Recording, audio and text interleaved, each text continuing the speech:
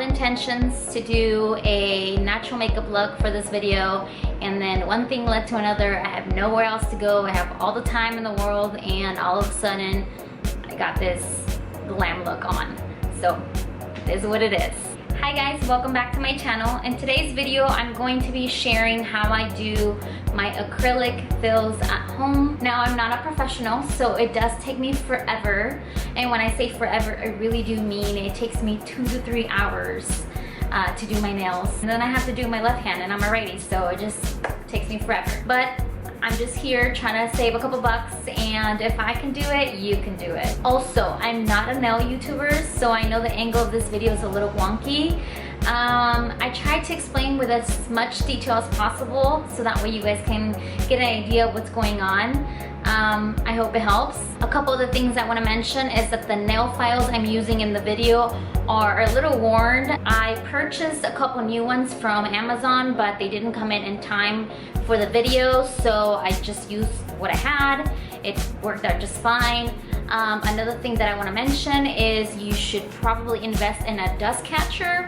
It just catches everything that you file off your nails, so you're not inhaling it. In the meantime, I'm sure we all have masks by now. You can wear a mask. I think I mentioned everything else in the video. I tried to go in with as much detail as possible. Okay, let's get on with the video. So these are my nails before. As you can see, I have a lot of growth. My cuticles are very dry, and also if you look closely at my thumb, my natural nails have grown a lot. The first step I do when giving myself this manicure is to file down the length. There's no point in filing and reshaping and applying product if I'm just gonna file it off anyway. You can see how I use my other fingers to support the finger I'm filing down.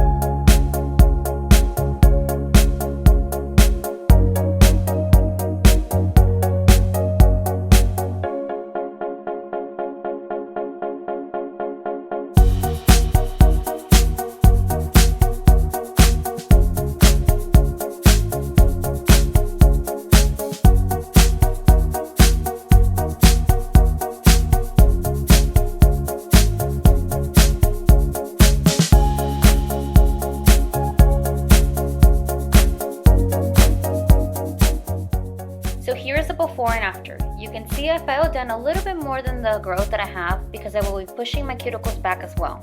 I'm not worried about the shape just yet, just how long I want them. Step 2 is what takes me the longest, which is to file the nail to the shape that I like.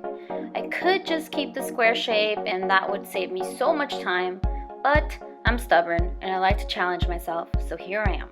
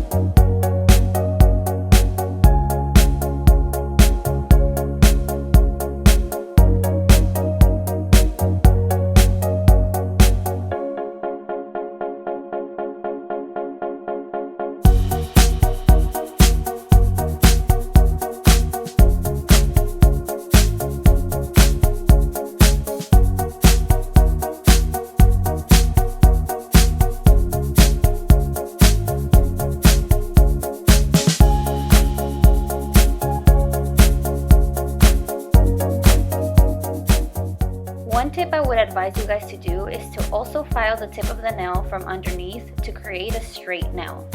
The natural nail curls, so as it starts to grow, the nail starts to curl downward too. If you're working on shorter nails, this should not be an issue. So here's another before and after. I went somewhere between a coffin and an oval shape. Step 3 is going to be to clean up the nail. I'm going to take this metal tool to push back my cuticle and remove any dead skin on the natural nail.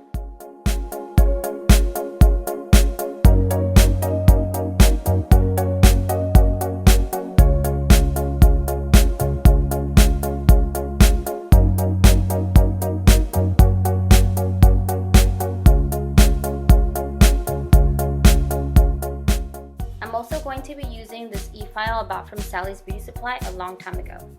This is not the best. I think I paid like 50 bucks for it.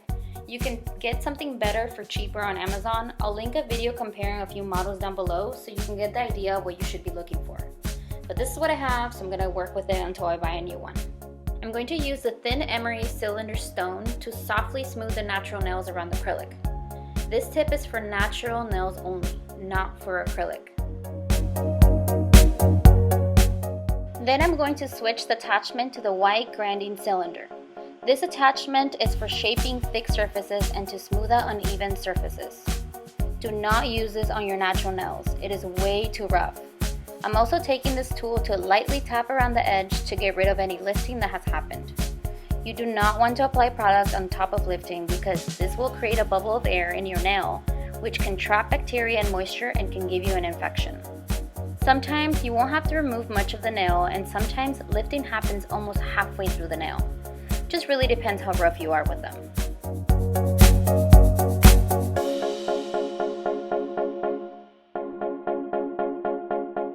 Last but not least, I'm going to take the same tool and file down any nail growth that is curling away from the acrylic from underneath the tips.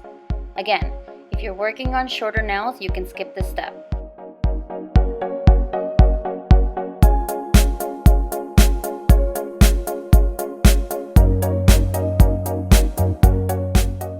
Voila! We're all set for the fill. I'm going to get rid of any dust on my nails with a lint-free wipe and some alcohol. You can use acetone or nail polish remover too. Step 4. Apply the acrylic. For my acrylic, I'm using Mia Secret's acrylic powder in the color Cover Beige, which is a really pretty natural milky pink. For my liquid monomer, I'm using one from a kit from SuperNail I bought at Sally's Beauty Supply, and the nail primer I'm using is also from that kit from SuperNail. First, I'm going to apply a very thin coat of this nail primer all over the nails, and then comes the hard part. So what I like to do is I like to dip my brush into the monomer, press it lightly against the side of the little glass container where I have it, just to get rid of any excess. Then I dip into the powder. It'll start forming a small bead, and then I like to place it between my natural nail and the acrylic that I already have on my finger. And then I will gently move the acrylic around to fill in the gaps. If I feel like my brush is not moving the product as easily anymore, I'll re-dip my brush into the monomer. You want to make sure you focus on the edges of your nail. The top is not super important since you can always just file it down to a smoother finish, but the edges need to be a smooth transition from thin to thick. And then I just go back and forth as necessary until I get the desired look. Figuring out the ratio between monomer and acrylic powder has got to be the challenge. I'm still trying to figure it out. Like I said, practice makes perfect. I find that if I work in small beads, I can just keep adding to the nail, whereas if I do too much, then I run the chances of overflowing the nail and then getting it all over the cuticle. And once it gets hard, it's hard to get off. One day, I hope to be able to do one nail with one bead in one go. One day.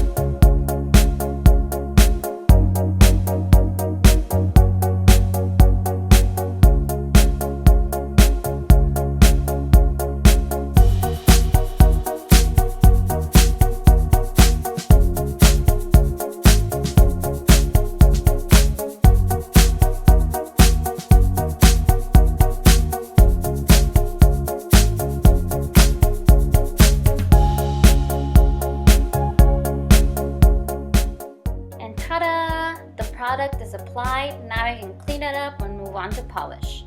Speaking of cleanup, don't forget to soak your brush into the monomer and store it bristles pointing down while it dries to ensure it lasts you a long time. Step 5 is to clean up the nail. Before polish, I want to make sure that the nail is as smooth as possible.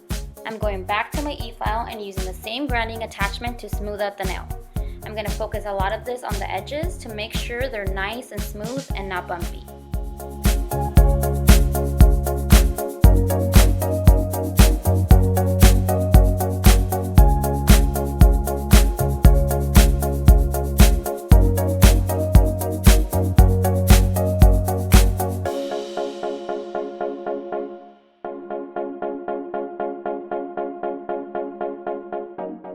With my hand file, I'm going to focus on making sure all the nails are the same thickness on the apex, which is the thicker part of the nail closest to the cuticle.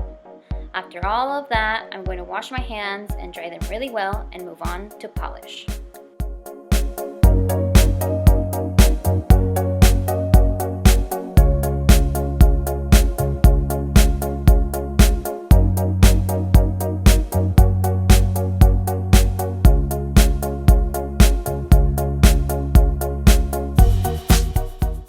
Step 6 is obviously optional. You could leave them as is since the acrylic is colored, or apply regular polish. I opted for a gel color. My gel primer is from Sensational. The gel color I chose is Creme De La Femme. It's a beautiful sheer peach pink color from Gelish. My gel top coat I bought from Amazon. It's a non-cleansing top coat from Yayoge. I like this non-cleansing top coat because it doesn't leave a sticky residue like most gel polishes do. So once I cure it, I can go on about my business and I'll have to clean it up with rubbing alcohol.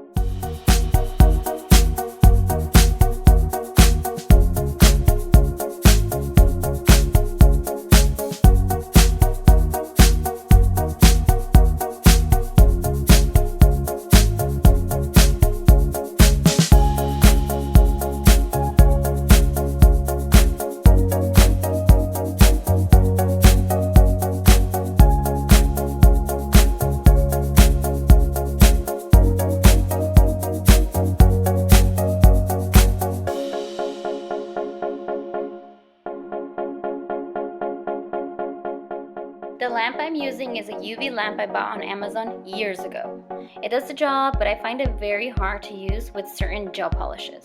Like I said, I'm not a professional, so I'm not sure if it has to do with the fact that it's a UV lamp compared to an LED lamp. So definitely do your research before purchasing one for your at-home gel manicures. Once I'm done, I'm going to rehydrate my cuticles with Essie Smooth Trick Cuticle Oil. And that completes her manicure. Here's a little before and after of what the acrylic color looks like on its own and what it looks like with a gel polish on top. But more importantly, here's a before and after of what my nails look like before the fill and after the fill. I hope you guys enjoyed the video and that you guys found it helpful. I will link everything I used in the description box below, and I will try to find similar items as well. If you have any tips and tricks or anything that would make the process easier for me, please let me know. I hope everyone is doing well. Stay safe, and I'll talk to you guys later. Bye.